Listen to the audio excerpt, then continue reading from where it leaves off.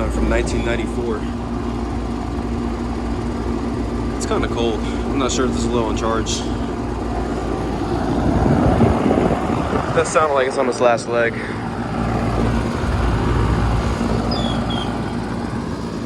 It's a 1994 Heil 5000 right there.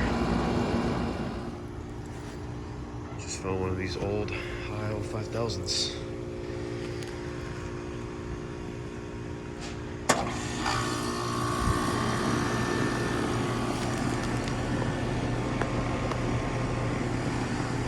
Yeah, it's not been running. It's also from that's from 1993 actually. It's a 1.5 ton.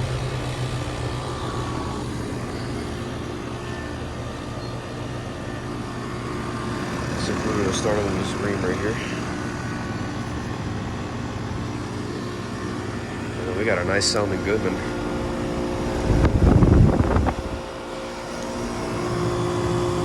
Very quiet.